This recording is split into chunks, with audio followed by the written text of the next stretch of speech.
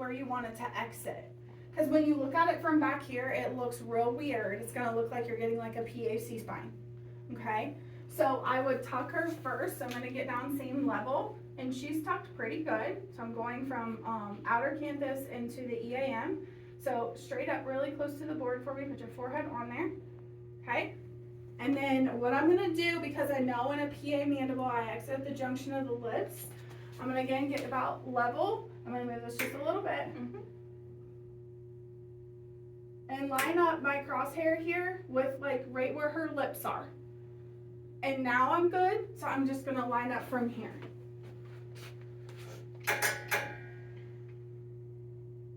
You see how weird this looks. Okay, so make mental note that it does look like you're like down in the C-spine. But that's because if you go from the side, her lips, because she's tucked, are much lower, okay? Just maybe a hair more. Okay. So then you want to make sure that you leave your light field lengthwise open a little bit, because you definitely do not want to cut off TMJs. The most superior portion of your mandible are your TMJs, which are going to be like right in this ear section. And then of course you want obviously the bottom of the mandible, which is about right here. So it's going to come probably about right there. Okay. So PA mandible is PA. I put my right marker over here. You probably come in the sides a little bit better just because, again, you don't need ears. You just need mandible. Right marker or left marker. Good? Okay. The next one, me or you? Me? I have no idea. The next one is AP Towns. Okay, so if you can flip around, put your back against the board now. So for Towns, you can use OML or IOML. If your patient can tuck and doesn't have a C-spine injury, OML is probably sufficient. And then IOML is going to be a little bit less tuck, especially if they have like C-collar on, you might have to use IOML. So for Towns mandible, that is 35 and 42. So she's going to tuck to her OML. So a little bit further. So I'm going from EAM just to outer canthus again, okay? And then I want to be, what did I just say, 35 to 42? So 35. All right, now we got to get used to this baby again, right? 5, 10. Okay, so 35. And then I'm going to bring it up. Somebody double check me on the centering. 1 inch above the glabella, 2 inches, 3 inches. Where are we exactly supposed to be? 1 inch above. Where are you at? Back here? Okay, perfect. Okay, so you got knees on. Sorry.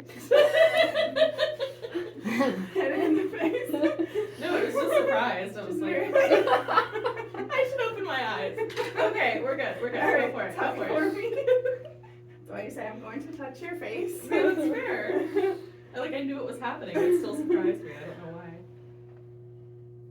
Okay, and then again, this is where her chair is good because you can just kind of move her to the right a tiny bit. I'm really gonna have to push. Not giving me any love here. Sorry. Oh, too far, of course. Go figure. All right, perfect. You want that right down their nose, okay? So tuck a little bit further, a little bit more again. Good. So 1 inch above the glabella. So glabella, I'm about at the glabella right now. So a little bit higher. I'm gonna move the board behind you. Okay. And then same thing, I want to include, see the tip of her chin? You can see that shadow, so you don't want to cut it off. Back on light. So like so.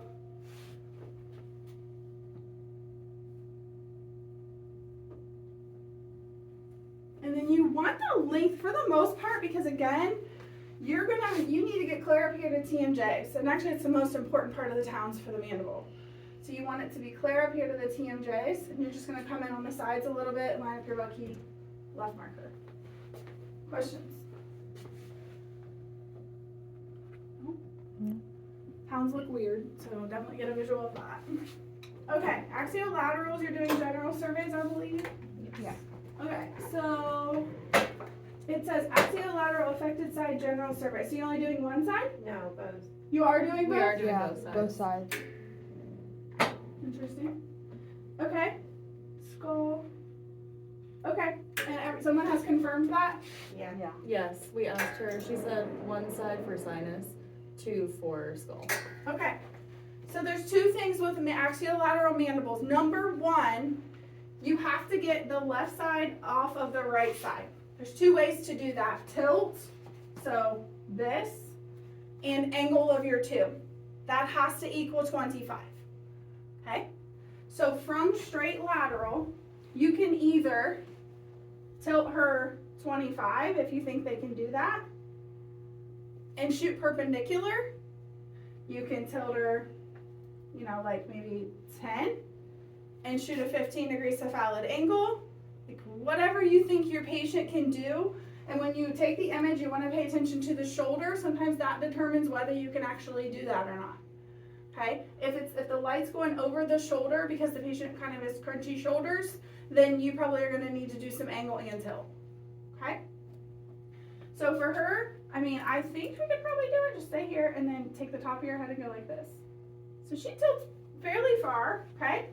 So if I come look at that alone and just do my vertical and come here, I can see the shadow of her chin pretty well, right? Without much superimposition here. And you may even tell your patient, take your arm, bring it back here, and just try to relax it down as best you can.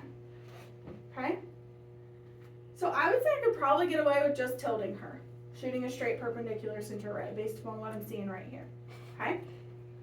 So tilt and cephalad angle in order to hit this part and throw it up has to equal 25. Okay?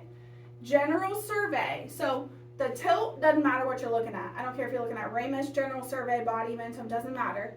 That tilt and the angle on your tube has to equal 25 no matter what. The general survey comes into how much you rotate the part. So the tilt gets the one side off of the other. The rotation puts the part that you want to see closer to the IR in parallel. Okay? So for a Remus, a lateral, it's parallel. Right? And then general survey is 10 to 15 rotation towards the board. If you want to see body, you're going to go 30, and if you want to see momentum, you're going to go 45. So specifically for your level 1s, it's general survey. Maybe I went a little steep, probably about like so. And the idea is that this ramus and the ramus on the other side are going to be like this, so that you're kind of rotating them off of one another. And then you're going to center. My vertical. Sometimes you want to center a little bit lower than like this side of the mandible, so maybe even like at the bottom portion of it. Because what you have to remember is you're looking at the downside and it's a little lower, right? Because you tilted towards the board. So kind of center more towards like that actual, like right there at your jaw line. That would make sense. In there. And then I need to bring her forward just a bit. Forward as in towards me. Oh, yeah, there we go. Sorry. How many forwards are there, right? So many. So many forwards. I don't want to go too much there. So something like this, and let me recheck mine. She's tilted, maybe need to tilt a little further again, and then rotate a tiny bit more. Good. That's better. I want to have light right at that EAM area. And then I want to have light again right even this way towards the EAM because I know that I have the TMJ. And then I'm going to bring this down. Go for it. So here. Left marker because it's the left side. Okay. You can do these on the table. I learned them at the wall. I asked Sarah how she would teach them. She said at the wall just because that's how she learned them. But you can do them on the table if that makes you happy and you like it better that way. Questions on these? Nasal bones are pretty simple. Okay. So have you facing the board again for me. Straight PA. A PA is a PA is a PA is a PA. What line are we using? It's PA. OML. All day long. Okay. So PA. So you're gonna again tuck to the OML.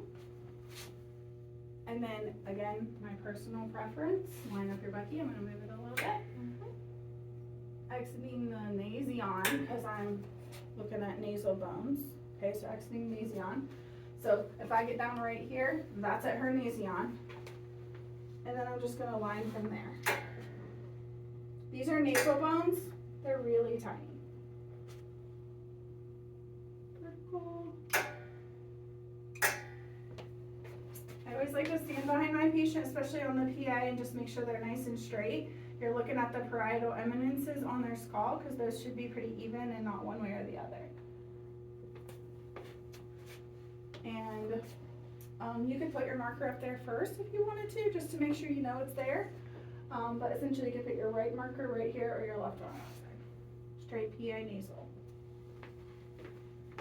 Waters nasal.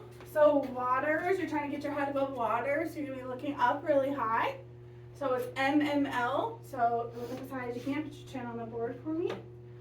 So MML, and then waters is also called parieto-acanthial, which that tells you the central right enters the parietals and exits the acanthion. So that like quite literally tells you where you want to exit at. Okay, so we're going to bring this here. I'm going to move it slightly. Okay, you can go back up there. Oh gosh, am I tripping you? No, not at all. It was just my tagging. So there's that. And then I'm going to come back and again, line up my tube. You can kind of see the light around her a little bit here, which is nice because then you can put your left marker or your right marker there. Again, you get behind your patient. Make sure they're nice and straight and not tilted or rotated. Maybe just a tiny bit steep. Come down just a bit. MML, nasion, lined up to my nasion, and it's going to be pretty small. Again, your nasal bones are like Your nasion or your acanthion? this big. Oh, acanthion, sorry. Acanthion for waters. Your nasal bones are pretty tiny, so you do not, it's like as small as your marker, maybe smaller. Oh. Okay. Okay, what's my last view of the nasal bones? Laterals. So lateral nasal bones, all laterals use the same lines. Okay? You have 3 lines on every lateral. Mid-sagittal plane should be parallel. So either oblique your patient and then put your arm or put your head up against there. Don't, do this, right? So we don't want the tilt. So mid-sagittal plane should be parallel to the IR, line 1. Line 2 is interpupillary line should be perpendicular, so we don't want her like this. We want her nice and straight and neutral. IPL. Line 3 is IOML, should be perpendicular to the front edge of the IR. What that means is that I don't want her like this. I want the IOML to be perpendicular to the front edge of the IR. Good. All laterals use the same lines. These are for nasal bones, so we're going to just go a 1/2 inch below the nasion. She's pretty darn lateral just looking at her right now.